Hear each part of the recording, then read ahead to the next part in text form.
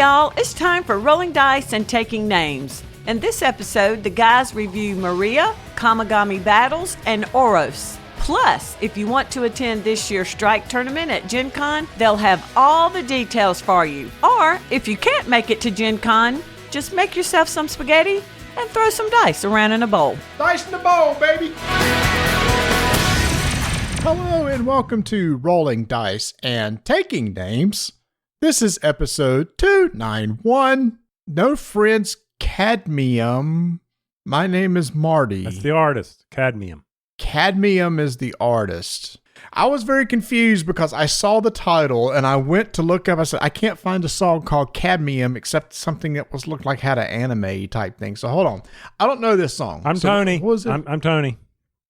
No Friends Cadmium. So entertain the people while I just listen to a little bit of this. So what he's doing this, he's going to be trying to find this artist. And this is an independent artist who's been making music, I think, for about 10 years. And he finally got a big break a couple years ago. And if he listens to the song, he's going to hear... This is horrible. What the heck is this? What you were talking, I wasn't listening because I had the music in. Why are we doing this show called Cadmium? No Friends. Why is it called No Friends? Why are we doing it? Because of a review that we'll be talking about later called Oros. What? I happened to go straight to a lyric that said, and when I put my resting bitch face on, I look stone cold. Does that not describe me? Boy, this is the most processed, over-compressed piece of music. Oh, I don't want to go on no diatribe on what's wrong with today's music. And I know it'd be like, Marty, you get off my lawn. I'm telling you right now, I could give you 10 things why music from 20 years ago is better than what it is today. Oh, the oversynthesized stuff? It's not even it's heavily overproduced. I'm talking about the stuff 20 years ago. No. At least 20 years ago, it was before you got into a lot of the digital. There was some digital recording, but everything is just so overcompressed and there's no dynamics and everything is through, all voice enhancements and everything. Like nobody's using their real voice anymore. Everything is, what's that? Auto-tuned. Auto-tuned. This song is auto-tuned to the 10th degree. Hey, it was the best I could do trying to find something that was going to describe something in the episode later, which is what I typically do. Do you know how, a lot of the songs that I looked up when I said alone or by yourself, I'm like, okay, I do not want to go down the suicidal path here. I just need some silly song. Alone again, naturally. I just need something that describes how it felt to play a game recently. No Friends. Okay. Okay, I got it. We'll see how that fits in. So, yeah, if you want to go hear what we're talking about, it's No Friends by an artist or band. I'm not sure. An artist. Called Cadmium. Now, I like the name. It's a good name. Cadmium's a cool name. But, yeah. And I did it wrong. He uses all caps. So. Oh, watch Cadmium's mom listens to this show. Yeah. Right. Hey, all right. So you know what? We're gonna hop in real quick to some game stuff, real quick. All right. Capstone Games. I don't know if you know this, Tony, has recently released their own brand of card sleeves called Phantom Sleeves. Yes. Now, there's a lot of people. There's several companies that do this. I know that Board and Dice have a line called Paladin. Of course, there's the Ultra Pros. Gamegenic has their brand of sleeves. I think FFG may not anymore because Gamegenic does them. Anyway, what's interesting about Phantom Sleeves is the number of different size sleeves he has is crazy. It's like 16 to 18 different size sleeves. All these are transparent, and you've got 3 different types of options. You've got gloss front, gloss back, matte front, matte back, and I think it's gloss back, matte front. Personally, I'm a matte guy, or at least the front needs to be matte because, sometimes you'll have, remember we used to play CCGs many years ago and we'd sleeve them and you're sitting under a bright light and you have to angle it just right because you might get a reflection or a glare. Matte sleeves took care of all that. Yes, they did. I don't have a preference for this matte gloss, matte semi-gloss, matte enamel, matte whatever. Eggshell. Satin. Satin. House blend. Builder color. I just need the sleeves to fit the cards well. Well, here's what's cool is that he sent us, he meaning Clay from Capstone, sent us a really nice little, like a little neoprene mat that the stores will have. So when you go into a store, there's this mat, and you take any card and just lay it on the mat, and it shows you, here's the sleeve that fits this card, and they're color coded. Red, gray, blue, yellow. So you put it down and go, oh, okay, I need the yellow sleeves. You go over to the pegboard and you pull off the phantom sleeves that are named yellow, and then it'll fit those sleeves perfectly. So it's a really cool idea. To be honest with you, when they announced this, it was about 2 months ago? Several months ago, yeah. I was really hoping that he was announcing we're ready to sell, because I at that time needed the new Seven Wonders card. And I always put my Seven Wonders in protectors, and I have the new set, and I wanted to use those. I wanted to get Clay's new Phantom sleeves, but it was a ways away, and I knew I'd be getting a lot of plays because the expansion came out. We had that, and I was going to be teaching to some friends. So I said, I need to get these in some sleeves. So I bought some, and let's just say I'm not that happy with them.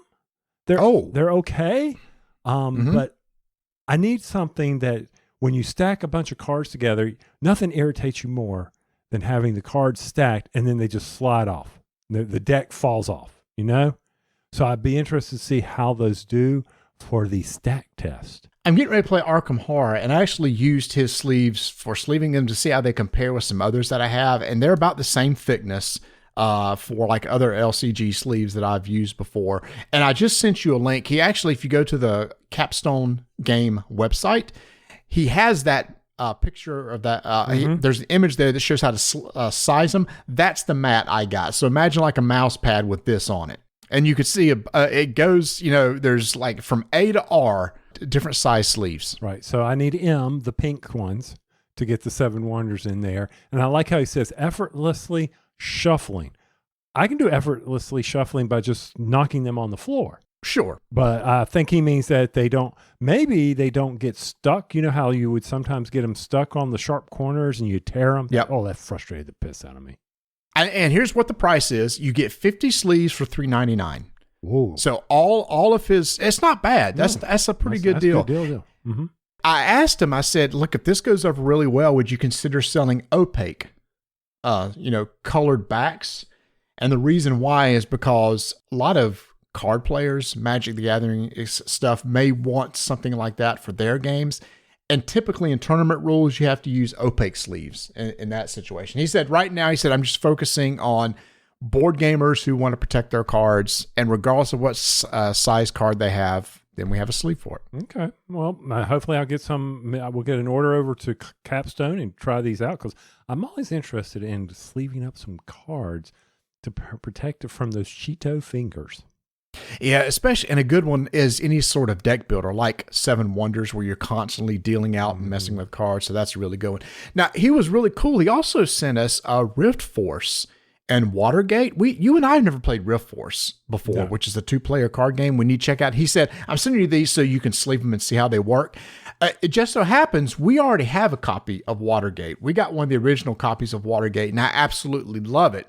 So, Tony, since we have a copy, what do you think about giving this extra copy away to one of our listeners? What? What am I? Chop liver? If I don't have one, I can't have it? You're going to give it away? I mean, you can keep it for yourself, or we can give it to somebody in the audience. Wow. You just put me on the spot as being a... Man, dude. Hey, you decide. Either you keep it for yourself, or we give it away to one of our loyal listeners. Yeah, I see. This is nice hard decision. What am I going to do here?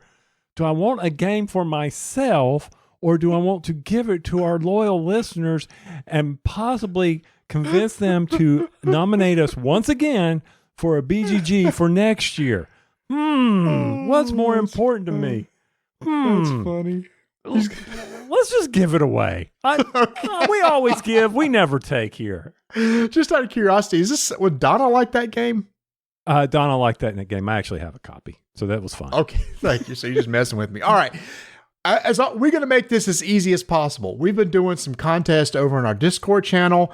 What we're going to do on the day this episode releases, which is May 23rd, I'm going to have a post in our contest channel on our Discord server that just says, hey, if you want to be entered for a chance to win a copy of Watergate, brand new, just thumb up this. And then a week later, I'll randomly pick somebody and just send it to them. It's that easy, y'all. No forms, no hoops to jump through. Join our Discord channel and just look for that contest entry and just give it a good old thumbs up. And that's it. Was that Watergate the one with the white cover, or is this the one? It is. It's the brand new one. It's the brand new one. Oh, we got the old school, the classic. Yeah, see, you could have upgraded and then given away your used copy, but no, I see where you're going there. Okay. Why would I want to give away a used copy of the game? That's what we call Tony's crap box when we go to the auction. And I will say, if you've never played Capstone, honestly, it's still one of my favorite Capstone? two-player. Wow. If you've never played Watergate, it's still one of my favorite two-player historical type games. Plays super fast. I taught my dad to play it. Mm-hmm. I taught my daughter, and she took it with her. And when I was up there helping her get ready for her big move, I saw it sitting there in the game box that I've been collecting for her. And I said, you know what? You haven't used this in forever. This is going home with me. So I brought it back home. And it's a small box game too, which is really nice. Easy. So we also got Rift Force. Rift Force, yeah, which is a two-player game. I've always wanted to try it, and so I'm glad he sent us a copy so I can sit down and do like a pre-Burt game sometime for oh my gosh. Here we go. Oh my gosh. How long are you keeping these dogs? So they were supposed to leave today. Uh-huh. That didn't happen. That did not happen. I have them for 3 more weeks. So we are at the 6 weeks. Wow. Mm-hmm. All right. So I have no idea what they were barking at, but we will continue to record this and just, and then the collar's going to come in jingling. Oh, and there's the collar jingling. There's the collar. So y'all just bear with us. Tony is still dog sitting, and I will make sure to mute his mic when I'm talking, and so that way you can't hear if anything's going on over there. All right, some other exciting news, Tony. But I'm going to squirrel for a minute. Okay. Speaking of dog sitting, so one of the things is, I, with the ability to work from home, I've been doing a little bit more working from home just so I can let the dogs out and make sure that they don't tear up the place. So the other day I'm on a meeting, and for my company, I'm heading up for some odd reason, I was assigned the ability to move people from our current building to the new corporate center. And I'm taking our department and making sure people are doing what they need to do. So I'm sitting there, I'm on camera because that's what you're supposed to do if you are presenting. Can I interrupt just for a second? Since you're working from home and doing Zoom style meetings, is it business up top and casual on the bottom? You are looking at how I was dressed today. So that's a t-shirt. Okay. So what does your t-shirt say? I can't tell. Oh, my t-shirt's one of my favorites. No, really. That's very interesting. Please go on. Typical me. That's good. No, that's me too. I really like that shirt. That's a good one. All right. Anyway, I'm sorry. So you're having a meeting. Go ahead. So we're having a meeting. I'm on camera, and then I've got all the managers and supervisors, and actually had a vice president on, and I'm talking to him about this big move process that's going to happen. So one of the dogs walks in, and out of the corner of my eye, I see her on the camera, and I'm like, oh no. And sure enough, she starts licking her butt. And I'm like, oh my gosh, I can't undo this. I'm hoping I have a presentation. I'm sharing. I'm hoping no one is watching me, but they're watching the camera. So finally, after 3 years of this, I finally joined the ranks of embarrassing dog stuff. It could be worse. It could be. Still, one of the best ones was the guy from the UK. This was several years ago, where he's being interviewed, and the kids start crawling into the office, and his wife tries to get out without being seen. That's one of the funniest ones, and he just tries to keep himself composed. I think that was a live news thing they were doing too. So anyway, that's a good one. Yes. It's not as bad as that. So what were you saying about games? Game related, we will be at Gen Con this year. Once again, we'll be doing our big strike tournament. Why don't you give us a little bit of the details, because we're going to be putting our tickets out there for people to be able to purchase. Details. Old Spaghetti Factory in Indianapolis, so you don't get lost. Just making sure everybody understands that. It's right near the convention center. What you will be doing is on Thursday at 7 o'clock, we have the banquet room reserved for 75 of our closest friends. Okay, anybody who's willing to pay us to come eat can come and visit. and its service starts at 7:15. So luckily we were able to get this. So don't worry, the hall closes and you have to run over there. They'll start serving at 7:15. So that's the deadline. But we get the room starting at 7. We have to be out by 9:30. And we are going to be putting the tickets for this event live on the Rolling Dice and Taking Names Buy Me a Moon Pie site, which you can get a link from the show notes. You can get a link on our BGG site. You'll be able to get a link in our Discord. We'll be linking everywhere. It's just buymeamoonpie.com and you'll be able to get it there. Now, for those who may be new to the show and don't know what we're talking about, each year we have a strike tournament where a lot of people come and hang out at the old spaghetti factory for $25 per person. You're going to get, what's the menu? You will get a salad. Yes. You'll have your choice of either lasagna or spaghetti. And then you will get ice cream, soft drinks, tea, coffee will be also part of it. However, alcohol is on your own. Because we learned our lessons when Bonacor was there. Fair. Now, if you do have special dietary restrictions, we can address that the night of the event. So don't let that keep you away. Exactly. The OSF has done very well with that. We'll just let the wait staff know. They said they can manage that. And when I talked to them recently, I talked to them back in March to make sure we got the room. They said we're good to go, and we just have to let them know a couple weeks in advance when we have to close this down. So we're going to leave this open for a while so we can get a lot of push from it. But yes, so it's once again $25. You get veggies, pasta, and dessert, and the strike tournament. Which is when you come into the place, you will decide, do you want to represent the Gladiators in an Arena team or Dice in a Bowl team? And at each of the tables, we're going to have either official version of strike set up or a plastic bowl and some dice. And you and your friends at your table will play a game of strike over the course of the evening.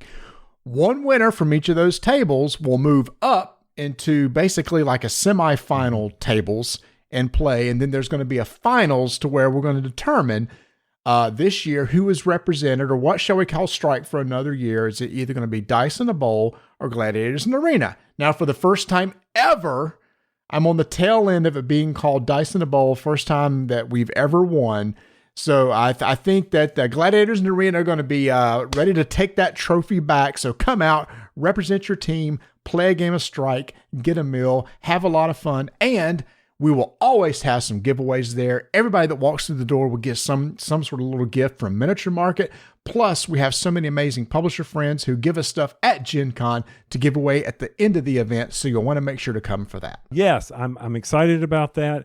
Matter of fact, I need to start looking at and blocking my calendar so I can go to Gen Con. That's right. Like now, in fact, you and I probably need to sit down and talk about maybe getting plane tickets soon. Yes. When is it again? When is Gen Con? It's that first week in August, that first full weekend in August. I will say this for any of our publisher friends that are listening.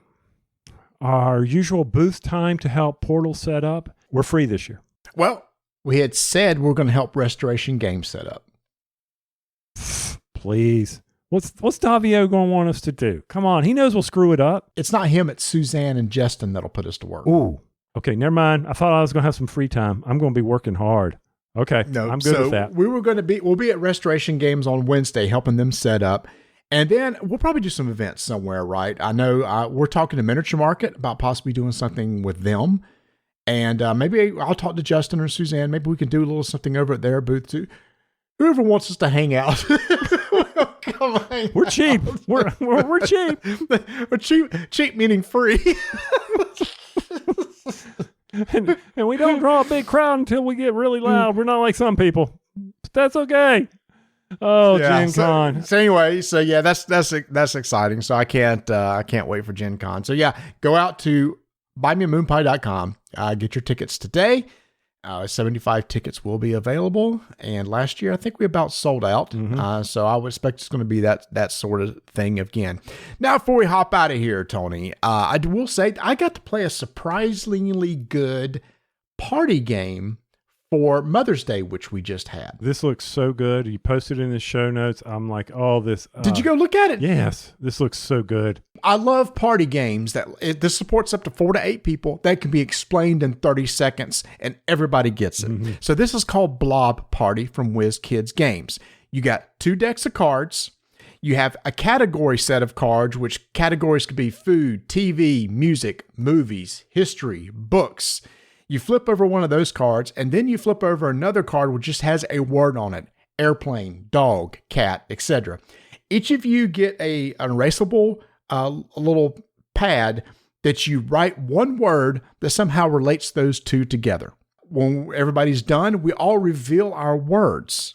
Whoever matches now works together as a team to come up with the next word. And the whole goal is before 7 rounds are up, everybody has come together as one big blob. So if you and I match, we're now working together.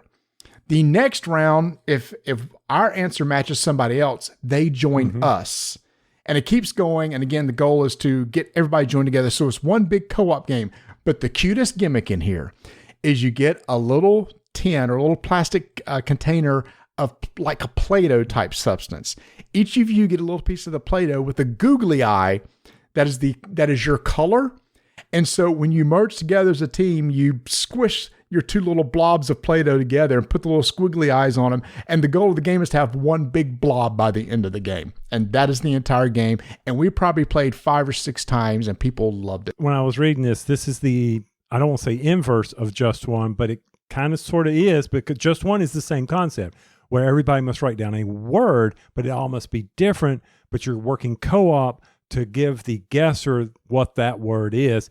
Here, you're trying to figure out, based on what I'm seeing, and you can, or reading, you can validate this, is that if you and I were a team and we have Donna and Vanessa, who we needed to bring into the blob, you know Vanessa and how she thinks, and I know how Donna thinks. So you and I are sitting there as a team. I can just see, okay, so we've got movies, and it's say thunder. Thunder, right? Okay, so I might go, ooh, Thor.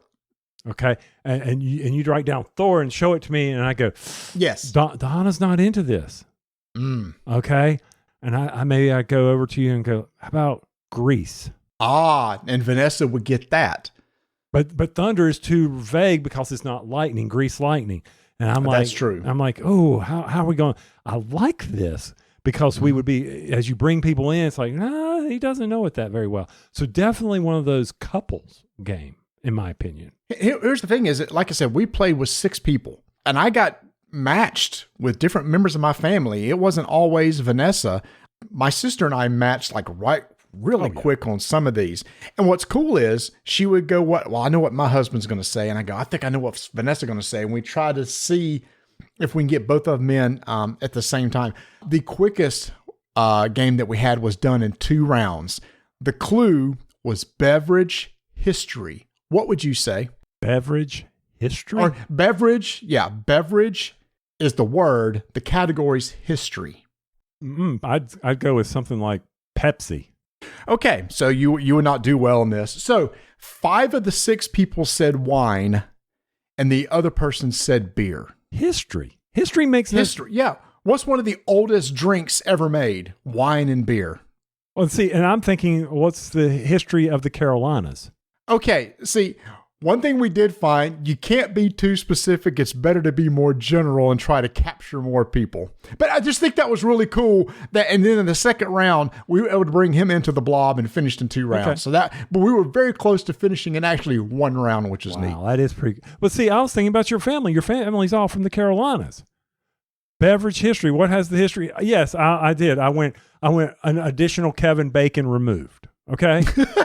Yeah, I mean, we went like old history. So yeah, I bet. So like, here's one: flowers painting. Go. Flowers, Monet. Yes, you would join me and my sister because we said Monet. Okay. Mm-hmm. Yep. So nice. Yeah. So this is, by the way, this is on pre-order over at miniaturemarket.com for $21.99. Yeah, it's a super small, cheap game. I'm telling y'all, this is a perfect perfect family game. It is, like you said, Tony, it's very Just One-ish, except with a twist. You actually want to match other people. There's the twist, and it's understanding like this is like Codenames. It's also like Codenames if you enjoy Codenames. Yeah. Codenames really did open up this whole genre of games where one-word clues or one-word answers. Yeah. There's a lot like that. Yeah, like crosswords and what's the one that you enjoy so much? For Clover. Yes. So Clover. So Clover. That's it. So Clover. Yes. Yep. Yeah, all this stuff. So, yeah, well, you just keep that. I'm going to go ahead and get the pre-order in at Miniature Market over here. And then at $75 free shipping, it showed up. And we're not even in the commercial yet. Oh, man, they're killing me over here. Yeah. Go check that out. Blob Party from WizKids for pre-order right now.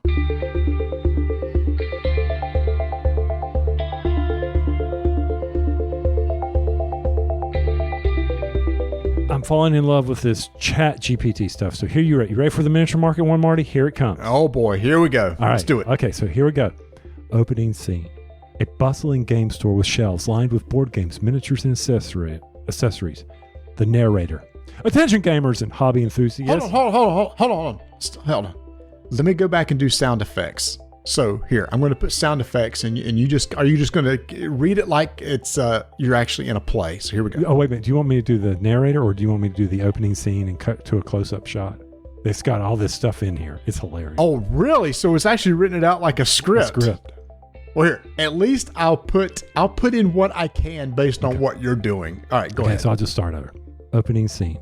A bustling gaming store with shelves lined with board games, miniatures, and accessories. Attention, gamers and hobby enthusiasts. Are you searching for the ultimate destination for all your gaming needs? Cut to a close-up shot of a group of friends browsing through a vast selection of games at miniaturemarket.com.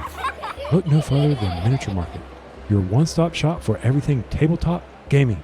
From board games and card games to miniatures, role-playing games, and gaming accessories, Miniature Market has it all with an extensive inventory of unbeatable prices. Not processes. You'll find everything you need to take your gaming experience to the next level. The camera zooms into a group of players, excitedly examining the latest board gaming releases. Discover the hottest titles from renowned publishers and explore a world of endless possibilities. Cut to testimonials. Customer number 1, I love shopping at Miniature Market. Customer 2, Miniature Market is the most knowledgeable and friendly, and their game reviewers such as rolling dice and taking names do an incredible job of letting me know what I want to buy. The camera pans over to a group of friends engaged in some gaming sessions. That's it. We've found our mecca, miniaturemarket.com. NC. Of course, it's funny when you said attention. What was the very beginning? Attention, Miniature Market shoppers. Yeah. All I could hear is attention, Gen Con attendees.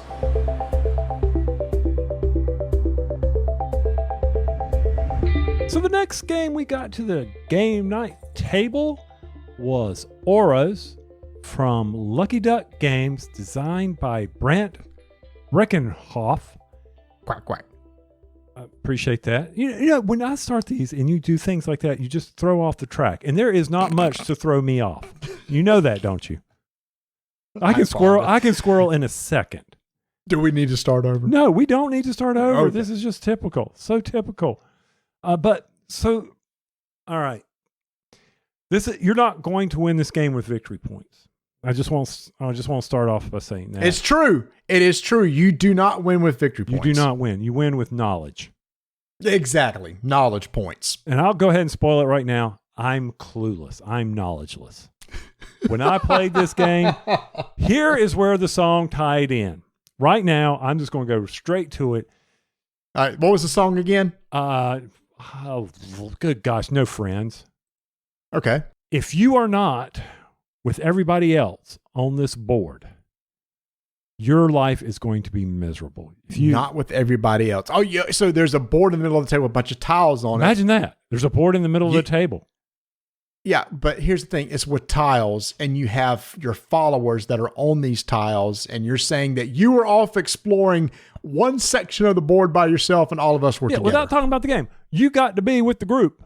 Plain and simple. Well, that's what I'm saying. I'm just drawing a picture for people because this is an audio podcast. I know. And all they needed to hear was be with the other players when you're playing this game. Don't go off exploring by yourself. Well, is it being with other people, like being at the table, or being how? You talking about the player pieces being together? Just all play together. That's what I'm saying. Okay. Because when I played by All right. myself, it was a tremendous amount of bad. Yeah, and we'll explain why being near others is actually beneficial for getting points and actually doing some upgrades. Now, Tony, I guess at the core, this is a worker placement game. Yes, it's the followers. Your followers are working for you. They are trying to promote their demigod. They are trying to promote that individual to God status or whatever. And what does Oros mean? Bert told us, and I'll be Mountain. darned if it's stuck. Mountain. That's right. Mountain. You're trying to Because this is because what's happening is this is in the early days of the Earth, as land is pushing up against. You remember Platonic? What's this called? Platonics. Yeah. Yeah. That was very interesting in school. Did you know the Appalachian Mountains? How the Appalachian Mountains were formed versus the Rocky Mountains? No, I thought that was all the same. So this is really interesting. I remember my physical science teacher taught this. She brought in a towel, like a terry cloth towel, and put it on the table. And she said, "Here is how the Appalachian Mountains were formed." And she put her hands on the left and right hand side of the towel and just moved her hands together. Smushed them. And it kind of folded up in the middle. She said, "That's what's happened. That's why the Appalachian Mountains have more rolls, whereas the Rocky Mountains plates hit each other, then shot up and went jagged. So that's why those mountains have more of a jagged look to them, and the Appalachians are more rolling." Who said this podcast was not beneficial? Who says it cannot educate you? I'm sure I'll probably owe $5 somewhere. So blame my physical science teacher if she was wrong. Okay. Anyway, so these tiles that we're talking about are actually different land formations that bump into each other and end up creating mountains, which is what you want, because when a mountain is formed, you can build sacred sites, which is your main way to get knowledge points. But you don't necessarily have to ram some tiles together to build them up. There could be some volcanoes out there that erupt. Mm-hmm. And that can add mass to the land. People go. You need to go out and look at this game from the standpoint. There's a great video on it from the Kickstarter. It's a great teach from that. And I think one of the things we need to understand is that there is two areas of your player board, and then there is the central map. On your player board, you will be placing your workers, but you will also have your followers. You will also have a follower on the map. And you can have followers as many as you up to a certain amount on the map as you want, depending on restrictions based on the player board. But there are the actions on the player board that you will be taking. Feeding off of one another helped increase your abilities in these games more than I've ever seen in any other game, Marty. Yes. Yeah. Because what's interesting is that as mountains are formed, and we'll talk about how that works in a second. Basically, there's tiles on the board that are numbered 1 through 4. 1 meaning there's not a lot of mass there. It's like an island. And 4 to mean there's more land mass there. Once a mountain is formed, you can build these sites. But what's interesting is if you build a monolith on a square, you can't build the shrine or temple. Mm-hmm. You can't build multiples on the same tile. But being there when somebody else does that could benefit you. Or being there when somebody builds one of those, you could build on top of it, and the higher level site that you build actually generates more points. So Tony, if you get to a tile and you build the lowest level, which is the monolith, I can come over there and quickly build the shrine on top of it. It actually is a little bit better for me because it allows me to either gain more victory points or gain more wisdom, which is basically a way to upgrade your actions. Meanwhile, you're ascending your demigod, which is the game-ending mechanism. I like this. Mm-hmm. I like this. It's basically a victory point track. And when somebody gets to the end, that triggers the end of the game. But that's not your only source of victory points. Honestly, we found that most of them came from building these sacred sites. Right. And I'm sitting there thinking, okay, so if you get segregated out and you don't have that, because one of the things is to enhance your abilities, you need to have this wisdom.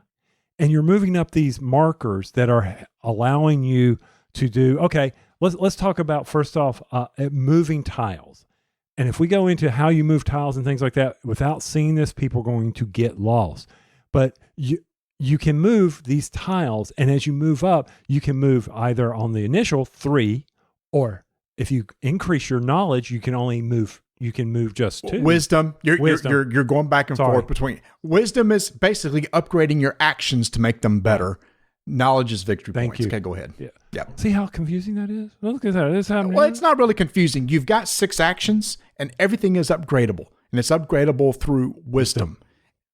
And I really like this part. It's almost like a tech tree. Mm-hmm. It's like, which actions do I want to upgrade to make them better? Is it move tiles where I have better options on what tiles to move? Or is it the journey where I can move my followers more number of tiles as I upgrade that action? Or do I want to have the ability to send more followers to the map or return them back to me? And there's even an option of shifting entire rows or columns on the board. And the number of spaces I can shift those can be upgraded over time.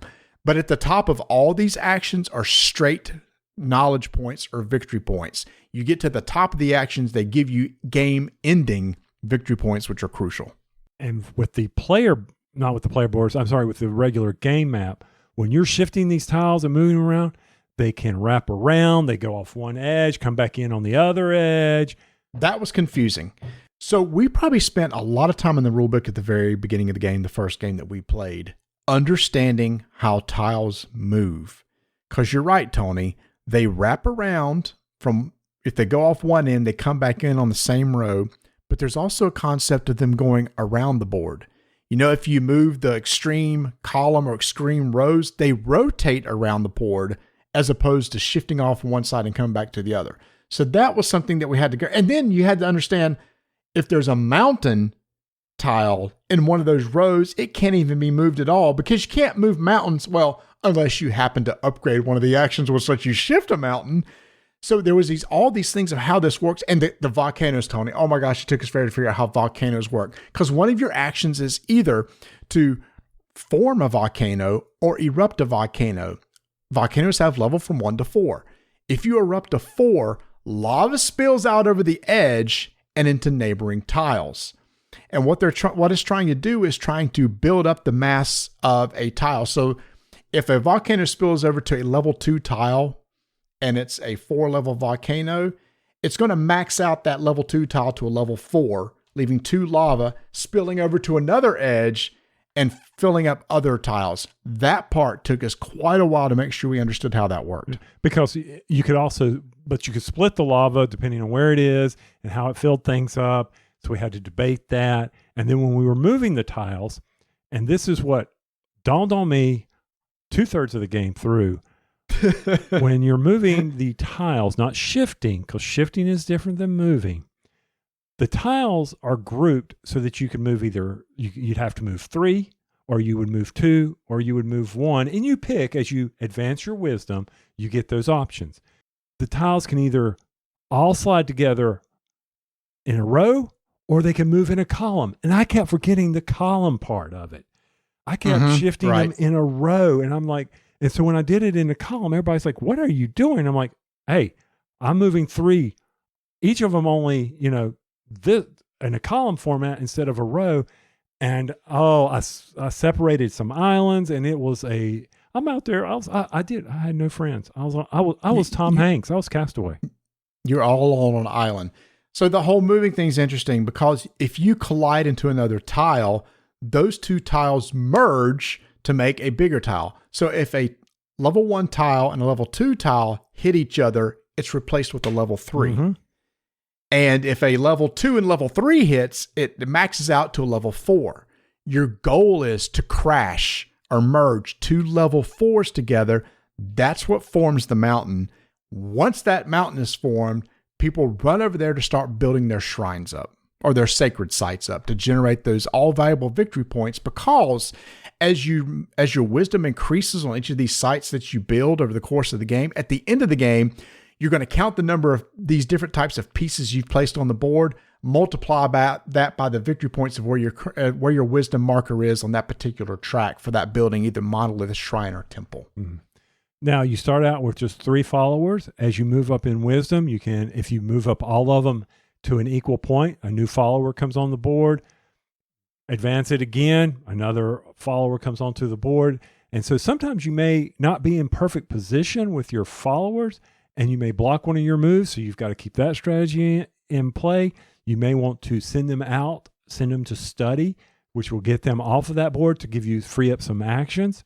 Another very key point that kept blocking one another is that you cannot have a follower occupy the same tile as another follower.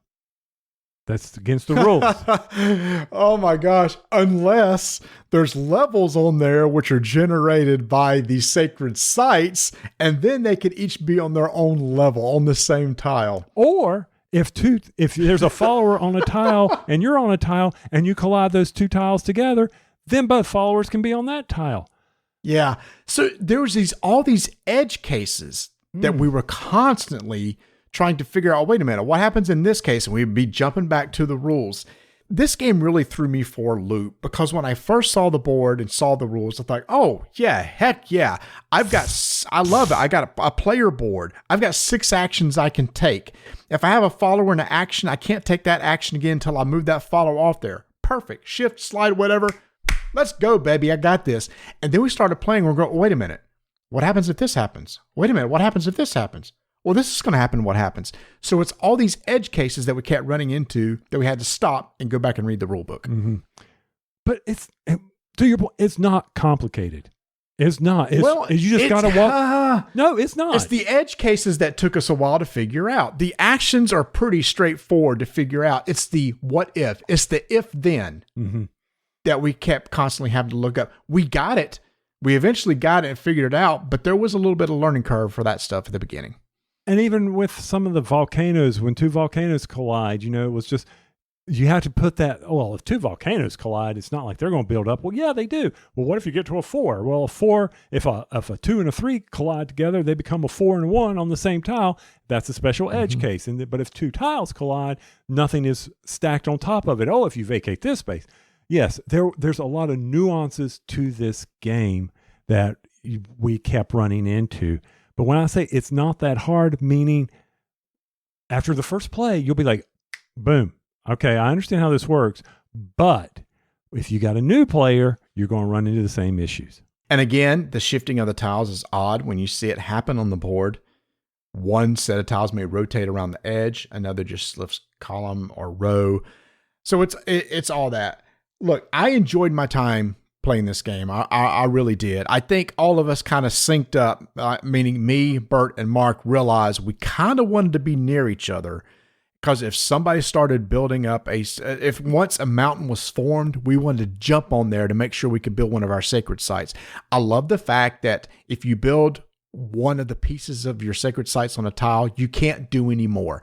So it's not like somebody can block you. The cool thing is if you happen to be on one of those sites when somebody else builds, you get a wisdom point. You get to upgrade one of your actions. I love the upgrading actions. I thought that was really interesting too. So I enjoy, you know what I'd like to, have you ever, I guess so. I'm trying to think of another example of where it's a worker placement game, but it's only on your own board. Like you can't block me and I can't block you because you're playing on your own board, but you can block yourself. And you really have to think ahead. It's like next turn, I want to make sure I take this action first. So at the end of my turn, I need to make sure that spot is open when my turn begins. Yeah, I can't remember. We've played games like that. So yeah, and I can't remember what it is. So one of the things that did happen is for me, when I isolated myself, I got so far behind. And I was sitting there for the rest of the game trying to figure out how to shift and move so that I could get over there and enjoy some of this knowledge building. And it is the old thumb puzzles where you are trying to shift one piece around and like get them in sequence or build a picture. You talk about the little sliding number puzzles where it's 1 through 8 or whatever in a 3x3 grid and you're trying to slide them and get them in order. Yeah. And so you're sitting there doing that. And this is what that game became for me is how am I going to slide and shift these pieces so that I can get over there before y'all, oh crap, you've built up all the sanctuaries or sacred sites. There's only 3 that can be built on a mountain. So in a 4-player game, that means you could be locked out of a mountain space, and you were just stuck in a position where you almost had to create your own mountains. But that really wasn't any good, because if you did, you could only build one thing there. And then y'all would come over and benefit, and I would get farther behind. Oh, yeah. Look, Tony built a mountain. Let's go over there. Oh, look, our knowledge is such that we can now seafair. I'm like, good gosh, really? There's one of these, which is actually one of the things which is cool. You eventually can move up your one of your movement or your journey actions to where you can cross over bodies of water. So, all that stuff's going on. So here's the thing. I also appreciate, too, that you're not going to be able to upgrade everything. You've got to pick and choose which actions are important to you to upgrade over the course of the game, but you probably for sure want to upgrade the wisdom on building your monolith shrines and temples, because Bert beat us because he maxed out all of his stuff to where he was getting 7 times the number of tiles he placed on the board for each one of his pieces, and I only maxed out one of those on mine and lost by like a handful of points. If I would just upgraded mine, at least it would have been up there close to a tie at least. Right. So my final thoughts on this game is, even though I did not have the best time, I enjoyed the thinkingness of it. I enjoyed some of the puzzle aspects of it. I would enjoy playing it again, but I do believe, based on what I, over at BGG, I think this game plays best with 3 players. Really? Yes, because I think 4 people, someone can get locked out. So we did play with 4, by the way. We've played this before. We never tried it with 3. It also says that it's 30 minutes per player. I don't believe that's true. We all decided, after our first game, once we got those rules down, then it was like, okay, 4 players, we knocked this out in 90 minutes. It wasn't 30 minutes per player, because then we understood how everything kind of worked and we kind of moved at a good clip. It's hard to plan ahead, because guaranteed by the time it gets back to you, tiles will have shifted, and you might have expected something to be there for you to change or modify, and it's gone by the time it gets back to you. So you do have to kind of think on your feet when it gets back to your turn. If you get a chance to play this, understand that the game is going to play fairly quickly for you, as Marty was pointing out, but there is that learning curve. So anticipate not a long teach, but a long understanding on how things move. Even though I got beat tremendously here, I did enjoy the game as a whole. And for me, I like worker placement games. I have always liked worker placement games, and I love the idea of upgrading actions. One thing I do appreciate, you see how points are generated. It's not a head scratcher. It's like, I don't know how to get points. It's very clear how in-game scoring happens, and you can work towards those goals to maximize your, knowledge points in order to come out victorious. That is Oros by Brent Breckenhoff from Lucky Duck Games. 5-minute initiative begins in 3, 2, 1. Tony and I love our deck building games, and Japanime Games has a deck builder called Kamigami Battles. Now, they sent us the version of the game that's called Rise of the Old Ones, which is based in the Cthulhu universe, but they also have some other series, which is more anime, manga type characters and stuff. But this one is a lot of characters that are based in the Cthulhu world. And Tony, when we talk about deck builders, I just like to get it out of the way. What's different about the deck builder? This is a common deck builder. Both of us start with the same 10 cards. Both of us play 5 cards. And when you're done, you discard those cards, draw another 5. There's a market that you can add to. Each of us are playing as a god. You either win by reducing your opponent's god's health to 0 or getting yours up to 25. So that's all the common things about the deck builder, but it's probably best to focus on what's different and unique about this basically a deck builder battle game. And that is the chaining. That is correct. When you play a card, specifically warriors or artifacts, the next one you play must match the chain that was started by the one that you originally played. And this is very important, as we found out that sometimes when you were like, I want to do these combos, but you can't because the chains are broken. And what is the chain? In Tony's way, it's just colors. I played this card. Yes, that's a red color. And that red, it's now got a blue color and a silver color down on there. I can play it now, a warrior that it is silver in its location. And I can chain off of that. And depending on what it wants to do, I can then, if I want to play another card, as long as that card goes to the next chain, I can. But once the chain's broken, that's it. I'm done. I can't play any more cards. And that is very unique and very strategic in this game when you're going to the market. You've got to make sure that your chains are there and that you have the synergy with that.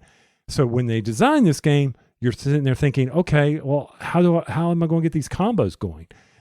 They've taken care of that for you with this chain. Or at least for my deck, that's how it worked for me, because I was able to do that. It kind of reminds me of Ascension, because you know in Ascension where it said, hey, if you've played this type of card before, you get a bonus. That you, when you go to the market, you want to put those combos together. Here it's the same sort of deal, except order of playing the cards is extremely important. Mm-hmm. If I start out with a blue card and the chain colors are either green or red, I better have a green or red card in my hand to chain off of that. Because I got stuck before where I played a card and realized, oh crap, the other card in my hand doesn't match the color of the chain. I should have swapped them and played them in a different order. So the whole chaining thing is really cool and actually drives your deck towards a certain style to where, okay, I just want to chain these 3 different colors together to make sure it always works as I draw cards. And the problem is if you say have cards left in your hand that you can't chain off of, then they're gone. They're just discarded. You don't get to hold them over from turn to turn. Another thing that is unique, and I haven't seen this, Tony, react actions. Have you seen a deck builder where you could play a card from your hand if it has a react action on it? When we would go into battle, I think back to our favorite ones, Lord of the Rings. When you would play that's not a deck builder, is it? Well, no, it's not a deck builder. A deck builder, like a strict deck builder, like Dominion. True. Usually you don't play cards outside of your turn. You're absolutely right. Here you can play cards outside of your turn. So I thought that was unique. Also, you have resources that you can put on the cards. You start with a location and a god, and each of those have unique abilities, and some of those allow you to pump up by putting tokens on them, and then you can spend those tokens to take special actions, either reacts or other actions. That has nothing to do with the chain. It's just an extra ability that you have. The other thing I enjoyed about it was on each of these cards, you had 2 options. Some only had react or attack, right? Or do an act, and you had to pick, which one do I want to use it for? You had to select that because, maybe I want to be able to draw a card, or maybe I want to be able to beef up my ability to buy. So you had to pick those. You couldn't use them both. So that made also some hard decisions in this game. Also, the market is kind of interesting too. As cards are bought, when you flip over new cards from the deck, if it matches an existing card in the market, you put it on top of it. This guarantees you'll always have 6 unique cards in the market at all time. I thought that was pretty cool.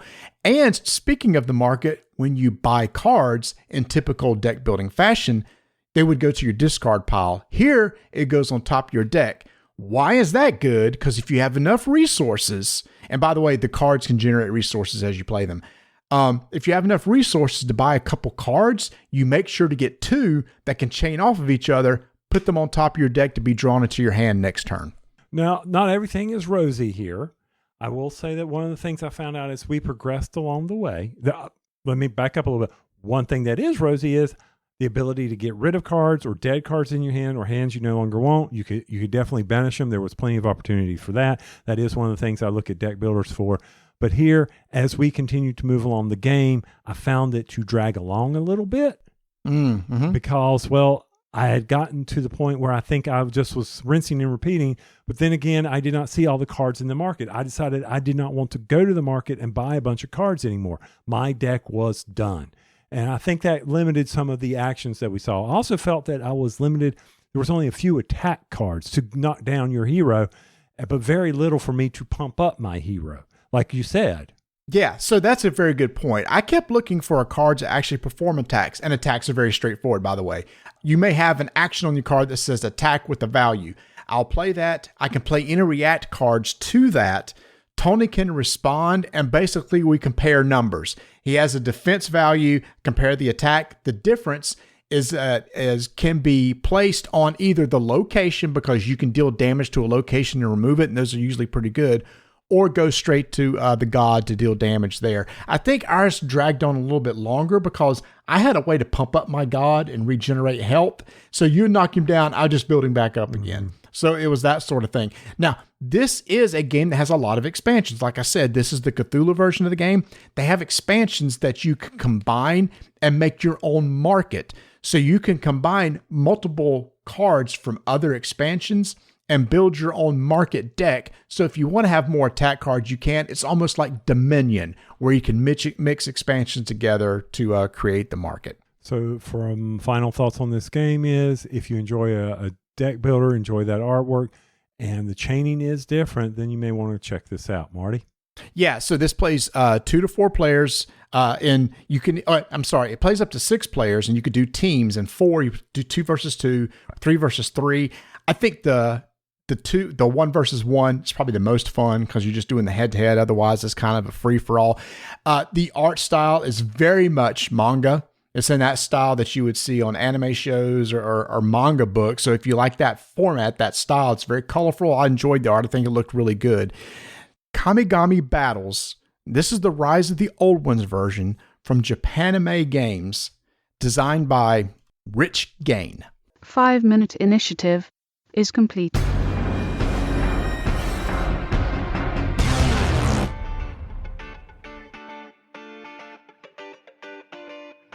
Hey y'all, we've spent the past couple episodes talking about the accessories over at Gametoppers LLC, but we haven't talked a lot about the Gametoppers themselves. You might not even know what that is. So here's the thing. Let's say you're sitting at your house and you've been playing games on a table, but you would really like to have a nice gaming table instead. Well, what about if you don't have room for a game table? Or what if you don't want to invest a lot of money into one? That's where Gametoppers comes into play. Gametoppers is a modular product that you put together and put on top of your gaming surface. Very well engineered, has a rail to keep things from flying off the edge of the table, and one of the best things that I like, the bottom of the Gametopper has a non-slip surface. I've tried, y'all. I've tried to shove and move this thing and make it slide across the table. You just can't do it. So you're not going to accidentally knock it off or move it or knock pieces around. Again, really well designed, well made, but when you're done, you can take it apart, put it away, and use it for your next game night. And no matter what size you're looking for, they'll have it for you. Gametoppers range from 36 by 36 up to 48 by 72 and 4 other sizes in between. Also, they have multiple finishes: powder coat black, luxuriant oak, and premium walnut. But don't take my word for it. Head over to GametoppersLLC.com. Look at pictures of the product. Read some testimonials. A Gametopper is one of the easiest ways to get a gaming surface in your house today. Again, find out more at GametoppersLLC.com. Tony, you generally had us over to your house for one of our weekend game days, and this is where we usually get together and play a game that we typically can't get together on the table on game night because it's too long. So I presented to you a game that can last up to 3 to 5 hours. Sucker. Yeah. And usually this is, I think Marty's learning, if I go to his house, he cannot escape. I have him. If he comes to my house, he can easily go out the back door and we can never see him again on these long games. I'm not the one that's going to leave the table on a long game. That's you. That's what I'm saying. That now, let him host. This is a 3 to 5 hours. You can't leave if you're hosting. I see what you're saying. Yes. I got this game I think you would enjoy. It's only $2 to $4. And I'm like, and you get to host. Holy cow. Y'all, this is an old game that's not in print. And y'all are like, my gosh, why y'all covering a game that's not in print? Because we need content. No, because I was very interested in this game because this is Maria from Magnifico. No, that's from Histo Game. Designer Richard Savelle. This came out in 2009.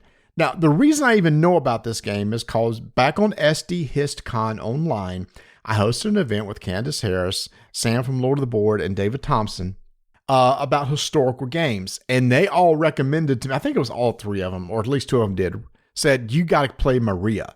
And I had never heard of it. So I couldn't find it. I went to eBay, found one in shrink for $50, bought it.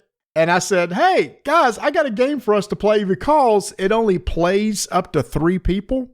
And for the game day, we only had 3 people to be able to attend that day. I had no idea what this game was when you brought it over. I had no idea of the history content of it, but I was very excited when I started reading the rules. Really? I was. Because the rules are, there's no pictures. It's a 2-column small text format that's like about 8 to 10 pages long. Yeah, but we're all into this GMT stuff, so it's okay. But this is not GMT, FYI. But yeah. That's right. And I was like, wow, for an old game, this is interesting. So I was very excited to play it. It also talked about, the supply lines, which we'll talk about later. But I was like, oh, okay, I've just played a game like this, and I was very intrigued at how that worked out. So I was in for this. I was going like, I'm going to go full tilt in on this and make sure that I have an enjoyable time. I don't think you started out in it. No, didn't seem to be okay. Well, I had to get it set up, and I was struggling a little bit with the setup, making sure that I did it correctly. So that kind of brought me down. And then as we started to play, it was kind of like it was dragging. I felt like it was I wasn't getting into the flow of the game. I was playing Austria. I wasn't seeing what I needed to do. And some of the nuances of the game fell flat on me. And that was around the allies. Who were allies? Who could do what? Right. Because each of you basically are controlling a couple different countries. Well, here's what this is this is basically, it's the War of the Austrian Succession. This happens about in 1740. The German emperor in the Austrian estate dies. His oldest daughter, Maria Theresa, is supposed to become emperor, and she's from Austria. And France and Prussia says, no, we don't want her to be emperor.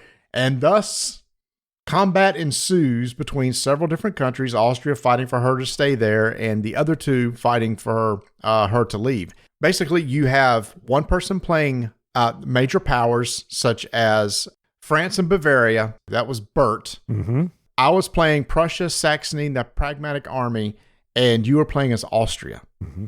You only had to control one faction, where we were controlling multiple. But what was weird was, it was like you said, the different alliances.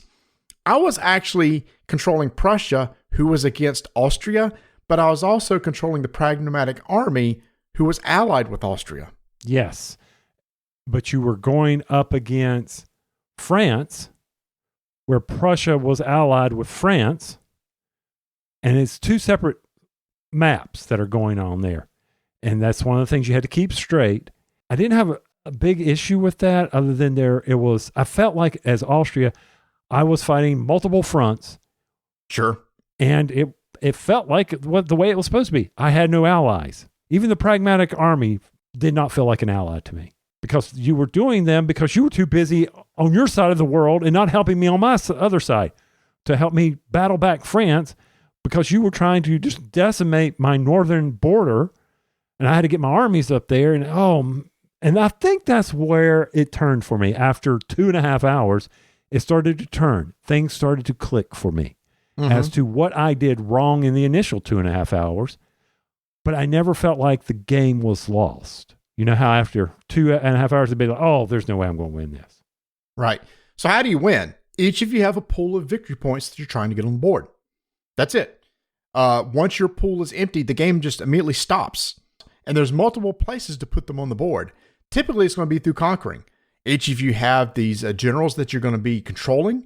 They're little wooden tokens that you move along the areas. If you move across an enemy's fortress and it's not being protected by the enemy, you just drop one of your victory point markers on there. No fuss, no muss. Very easy to do. There is a time that you may have to fight somebody else. When you are adjacent to somebody, you must do some combat. And this is where I think the most clever part of the game is, Tony, is the use of the cards. You have 4 decks of cards. Each of them are the 4 of the standard suits: hearts, diamonds, clubs, etc. Number 2 through 8. Each turn, you're going to draw a certain number of cards to use for that army. And those cards are used for multiple things. One of them is actually in battle. This is really clever because the board is broken up into squares. Each square is denoted by one of the suits of the cards. When you're in that square, that's the only card that you can play in battle. Mm-hmm. So if I was in a place that was denoted by a heart, if it was time to do battle, the heart cards were the only option to me at that point. But I might be adjacent to you, Tony, but you happen to be across the line in another area where it's diamonds, and you can only play diamonds. Mm-hmm. What I like too is each of you have armies that you've written down at the beginning of the game. You've allocated a certain number of armies, and you tell how many armies each of you have.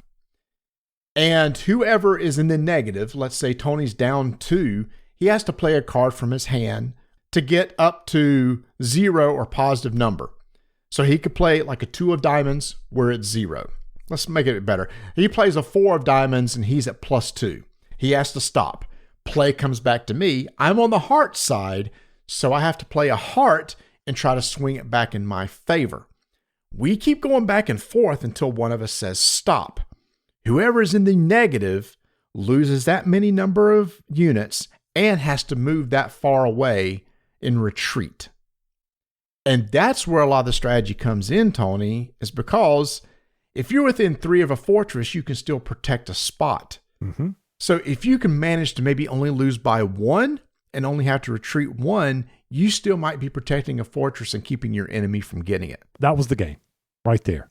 How do I position my armies to protect without battling? That's something that if we get this game to the table again, that is what I am going to try to concentrate on. I didn't understand the positioning on the map for the control as well as I did near the end. And I was like, okay, I need to do a better job of positioning. And even when I'm battling, going up in there to possibly push you away so I can whittle your cards down, or I need control, or better yet, I need to move up in that area so that you cannot take control. Even if you come and battle me, maybe I will. You don't have to win. I guess I'm finally getting there. I'm getting to my point, kind of like the game the other day. You don't need to always win. Right. And that is something you need to recognize, but you need to pay attention to just how bad you're going to lose, because if you lose a lot, the generals come off the board and you don't get to bring them back until it's winter season. And by then someone can steamroll you. So you got to pay attention to that. And if a general comes off your board, and for every 3 armies that you lose, you give a victory point to the other person. So you never want to lose 3 by 3 or more, because you're automatically giving a victory point. There's another spot on the board where you can put one of your victory point pools. So you can put them on the board to overtake fortresses. You can put them on the board from winning battles. Depending on the faction, there's other ways to get victory point markers on the board too. For example, there's a whole political thing, and that was the thing that was the most confusing to me. Each of you had political moves that you can make. One of my political moves was allying with you, Prussia allying with France. And if I do, I get to put one of the victory point markers on the board. Austria. Allying with Austria, I get to put one of my victory point markers on the board.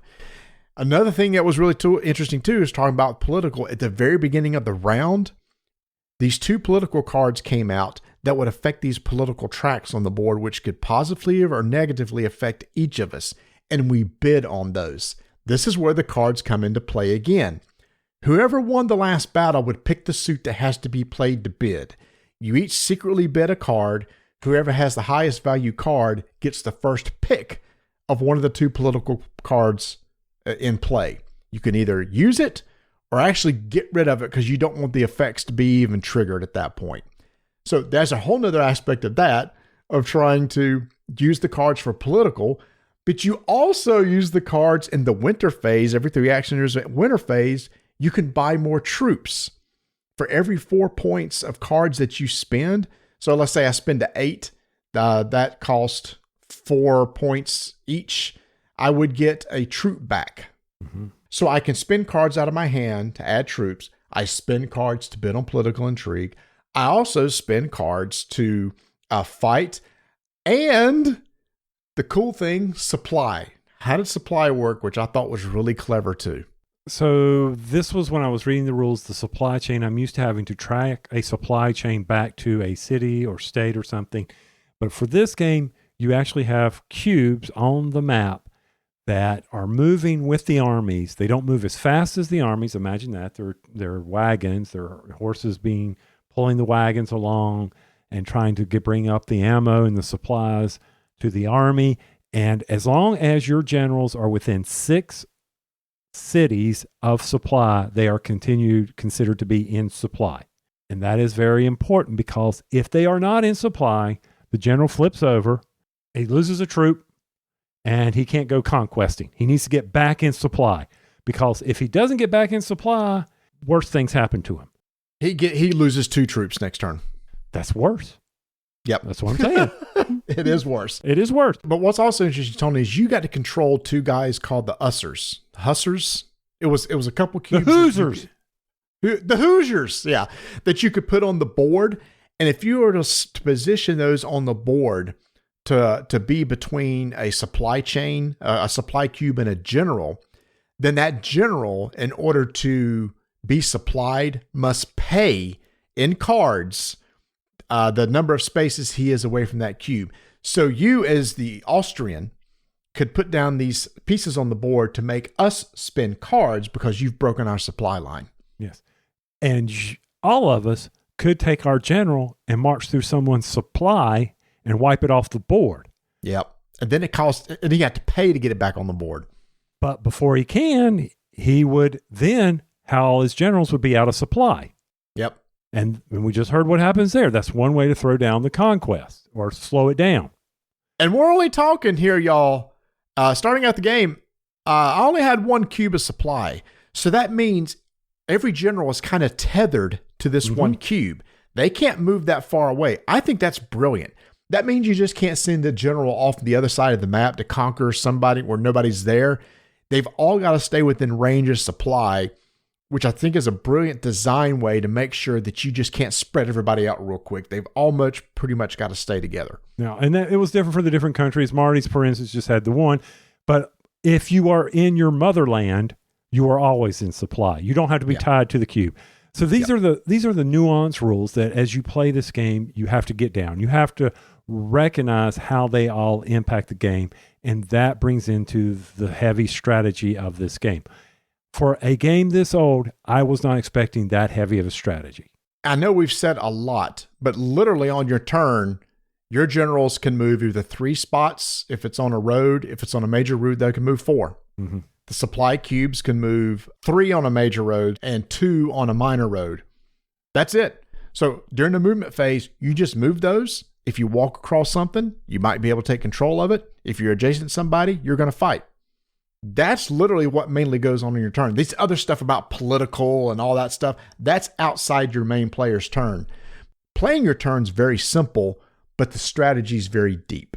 On my side as Austria, I felt like Austria was a turtling game that I missed, that I need to be. I've got to deal with France. I've got to deal with Prussia, and I should have been doing a better job of protecting my fringes. And I don't know if that would change over games. It might, because when I was playing this, Marty, and I don't know if you recognize it, I started saying, okay, wait a minute. Bert, who was France, was leaving Bavaria and France open for conquest. All I needed to do was march my troops through there. Right. And I would have emptied my victory pool, which, as you pointed out, is a different number for the various different ones.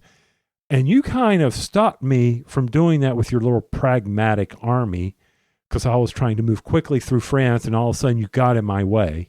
Well, but we're allies. I was helping you. No, you were in my way.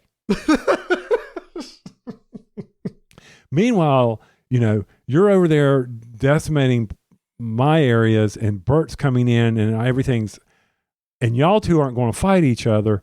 And this is one of the things that frustrates me. Well, we can't fight each other. I know you're allies. I got that. No, I'm just telling the people, as allies, we can't fight each other, and that's the part of the game I'm kind of confused on.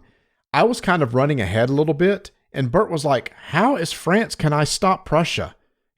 Prussia's getting all the markers on the board, but I can't go over there and fight him or take those back over. So I'm not sure how that works.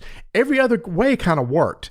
If France was running away with it, I could come to you and say, Tony, Prussia and Austria are going to ally, which means we're not going to attack each other.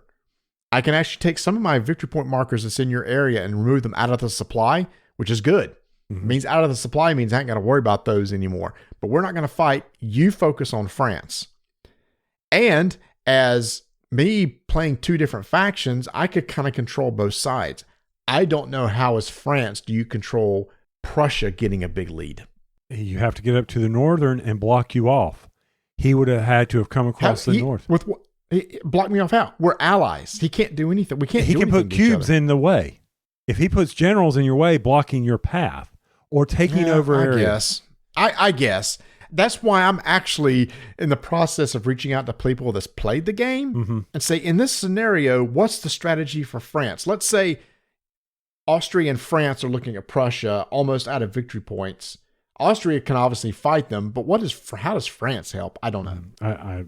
That's a mystery. Something for us to discover later in a future game, which I hope we get to do, because I really do. I do want to play this again. I don't have to play a different one. I'd like to try Austria again. I'll play France. Okay. Doesn't really matter because the game, the base core mechanics are the same throughout for all three countries. You know, what you need to do. You need to play cards and how you battle. The strategy will come in and how you get your victory points and earn various types of favor. I call it favor, but it's the political sense and get the troops. Overall, I'm glad you brought it over. I'm glad we got to play it. And as I've already said, I was very surprised based on the age of this game. Very surprised at how well and strong it was, how strategic it was. And I guess I don't envision games from that being that old having that sense about them, you know? Yeah, except we think there's a lot of games that came out in 2008, 2009 that actually were, pretty darn good. And I know people are like, "Oh, guys, that sounds great," but I can't get a copy. No, you can't. and fast forward through this. Because it was recommended to me, there is actually a push for somebody to pick this up and republish it. I think with the resurgence of like these types of strategy games, no doubt it would sell well. Again, if you're looking for it, you can find it on eBay.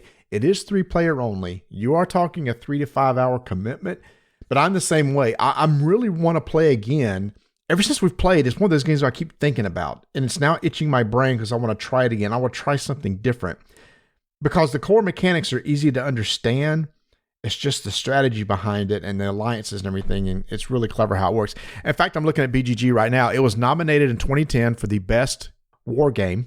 It was nominated. It's nominated for several awards for best war game for that year. So it was, during its time, it was heavily noted that this was a really solid game, and now I just wish somebody else would pick it up. So that is Maria. You're not going to find it at Miniature Market. Well, you know what'd be funny? It's kind of like me walking into a board game store, and I found the expansion to Pillars of the Earth, which had been out of print for years. Yeah. And you might walk into a local board game store, a small one, and suddenly there it is. And again, I did get it on eBay in shrink for $50. So it's out there if you want to look for it. So I enjoyed my time with it. That was kind of a first impressions. There's definitely a lot of things going on that you need to track and keep up with, but the core action of the player turns is really straightforward, and I can't wait to try it again.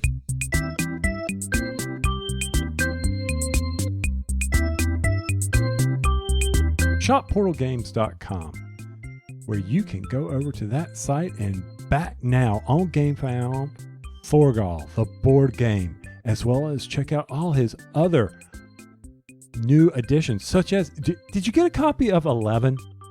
I have not. Have you got a copy? I don't have a copy. But no, I don't have either. But when we do, there's a play match you can get over there as well, so that you can make it spectacular on your game table. Be sure to check out all the 51st State stuff, all the Nirishima hats. Did you see this? There's an Ultimate Edition bundle pre-order that's out there right now for $90. That is a beast of that's like everything. It contains all the expansions: Winter, New Era, Scavengers, Allies, Moloch, No Man's Land, 20 promo cards, and a neoprene playmat for the No Man's Land expansion. That is nice. And if y'all haven't played 51st State, that is still one of my favorite games from Portal. Also over at shopportalgames.com, think of it like this. You can go over there, look at the base games. It's not MSRP. We got $40 for Detective. We got Nearshima Hex 3.0 for $38, normally $48. Robinson at $60. Robinson. I need to get that to the table again. That's such a good game. Brazil, Imperial, Marty and I's favorite from 2022, $56.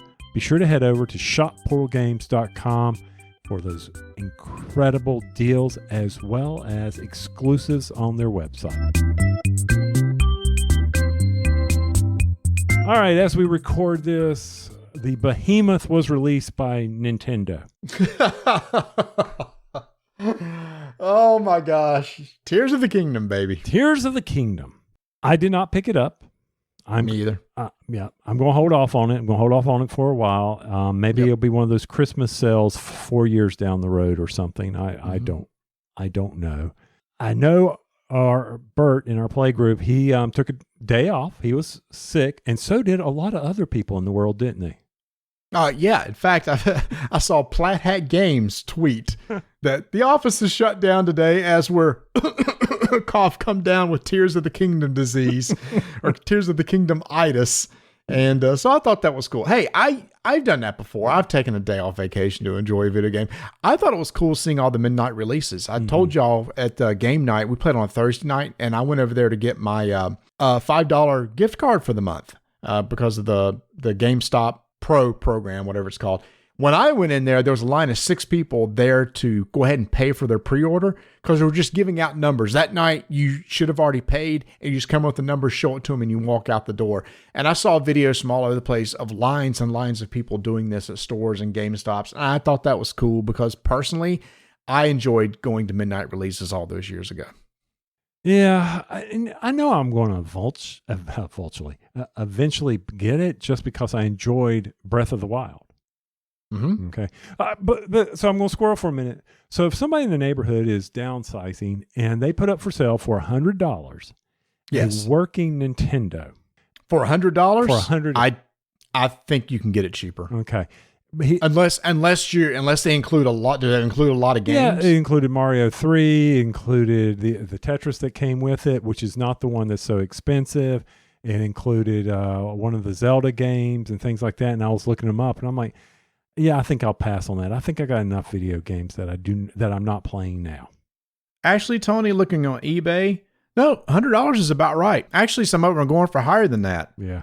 You said Zelda, which will be the first Zelda. Mm-hmm. Let's see what that's going for. Well, that's, depending on the condition, that's a $40 game. That might not be bad, dude, for $100. And if Zelda's included, that's at least $40 right there if it's in good condition. Well, he only had one game showing on the screen, so I'm going to have to go talk to him if he didn't sell it. Oh, okay. But hey, it was working. God give him that. I don't know if the controllers were working. I just saw the original Mario screen showing up, and I was like, okay, well, that's good that cartridge went in there and worked, you know?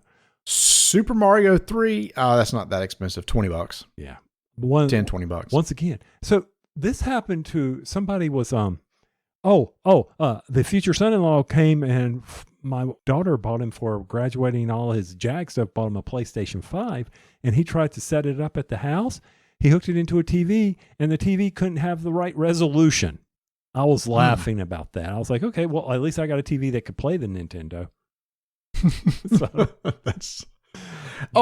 That's a good point. You would need some sort of conversion thing to play mm-hmm. To go to an HDMI input, so it have to change unless you want to go buy a CRT. No, I don't. I could go to the dump. I have 2 of them. You have 2 of them? I think I still have one. Yeah, the boys they have 2 32-inch CRTs downstairs so they can play the classic consoles. Unreal. PlayStation 1, 2, and GameCube are all down there hooked up to play on the CRTs. The things we do for our video games. I know. Here's the thing about Breath of the Wild. Tears of the Kingdom. Everybody's doing all these crafting videos, right? You've probably seen people putting stuff together and doing all this cute stuff. I just don't have any interest in that. I don't want Minecraft Zelda. Mm-hmm. And it's one of those things I probably need to experience because it's probably amazing. But it's like, I don't know. I guess I'm old school. I just give me 8 dungeons and a boss and I'm good. Yeah. Put me on rails.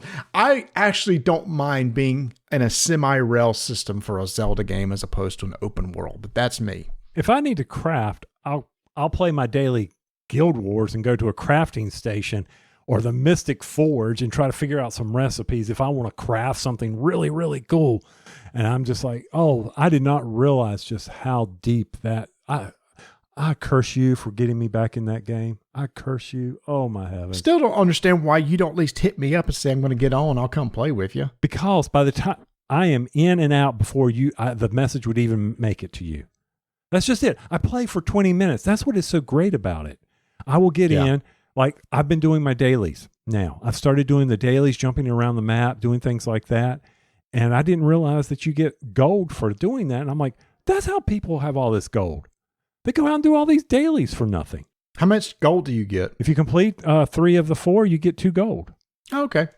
Yeah, so over the weekend, I actually played in the final Diablo 4 beta, and I did not want to like that game, but I actually think I may like it better than Diablo 3. The mood and atmosphere is a lot darker, which I like. I didn't think I would like the online stuff with people being there, but they have world events, which is kind of like Guild Wars 2, where you're going along and something will pop up and people can work together to defeat it, which was kind of cool. They've added in crafting and a bunch of salvaging, crafting, etc. I actually enjoyed myself, and I did not want to like it, but I will probably pick it up day one and play it. And it seems like there's about 5 or 6 people in the guild, our Discord channel, that's going to play. So we'll probably create a guild there for Diablo 4. I see. That's cool that you can do that now. Are you? That's PC based, or are you going to go with your PlayStation? PC, 100%. PC. And one really interesting thing is I'm using a controller for the PC version. The controller controls are really nice. They've done a good job making this work on a controller, and I've gotten extremely used to it. And I was strictly mouse keyboard for all of Diablo 1, 2, and 3. I'm actually going to stick with the controller. See, I didn't have any problems with the controller when I was playing Diablo on the Switch. Yeah, that's where they kind of refined it. If you're used to that, then you'll transfer easily to a controller on the PC easily. It's the exact same thing. Now, I am excited about one thing before we get out of here that we will be talking about in the future, and that is folded space inserts. Yes. They reached out to us because they got our name from Osprey Games because I'm getting ready to do a big review of Stalingrad. That was my game of the year. And Folded Space has come out with a special insert for that game where, have you seen this? It's printed. Stuff is printed on the outside, the art and everything. It's not just gray. So they reached out and they said, hey, would you like to try this? And I went, yes. And then they said, anything else you want? And Tony couldn't jump in fast enough. Yes, send me. What was it? Spirit Island? Is that what you wanted? I wanted either Spirit Island or Arc Nova or Role Player. All those are in my wish list at Miniature Market because I'm picking them up as the allowance allows. Because I've picked up Wingspan, I've picked up Sagrada, I've picked up the one for Imperial Settlers, I've picked up one also for another one for Portal. So I've got I've got Empires of the North. Empires of the North. That's the other one I picked up. Yep, I got that and Arkham Horror 3rd edition. Yep. I enjoy these. I mean, there are some things that, I'll admit that the Broken Token has an advantage over, like for LCGs, the ability to move the spacing for cards. Yeah. Whereas this may not have that ability, though I have not seen how they handle the living card game. Yeah, I don't know if it's adjustable slots. Here's the thing. I have my own system for storing that stuff anyway. It's not going to be in the original box, so I'm not going to use it. But one of the benefits of Folded Space over Broken Token is weight. Weight, yeah. Oh my gosh. The amount of weight that can be added in a big Broken Token insert was insane, and this is just foam. It's so light. You should pick up my Journeys to Middle Earth where I have my big Broken Token insert in there. Oh, yeah. That's a beast, baby. That's a Balrog. Yep. Looking forward to doing those. And shoot, that might even be another video that I'm doing because, I am trying to get these game night videos out, trying to get them out for the people to enjoy and figure them out. So I hope to get another one out here soon, but Marty's holding his breath on those. Hey, you've put out 2, so far be it from me to say I'll never see it because you've come through each time. And I was at the last one. Would you actually put me in this one or put it out since I'm in it? I'm trying to. I ran into a little problem here, but that's okay. We'll figure it out. We'll see what having the camera. I hate when my phone autofocuses in and out, in and out, and in and out, and I forget to deal with that. Oh yeah, you got to force it to not autofocus, basically. And I don't know if it's so irritating. Oh, is it the focusing or the light adjustment? Which one? It's the focusing. Got it. Okay. Yeah, so anyway, but with that, I'm going to keep rolling dice and taking names. Hey y'all, thanks for listening. Don't forget, if you're coming to Gen Con and want to attend our strike event, go over to buymeamoonpie.com. You can get tickets and you can support the show over there. Also, we got a contest going on over our Discord channel, so make sure to join there and follow us on social media at Dyson Names. Hey Marty, did you do anything special for Vanessa this Mother's Day? Sure, got her some gifts and some flowers. Yeah. You did much better than I did, but do you know why a mommy cat wants to go bowling on Mother's Day? No, Tony. Why does a mommy cat want to go bowling on Mother's Day? Because she's an alley cat. Okay. That's the best you could find. It was the first one. Give me a break. That's why we ask people to put them on our Discord channel. Hey, they all can't be winners.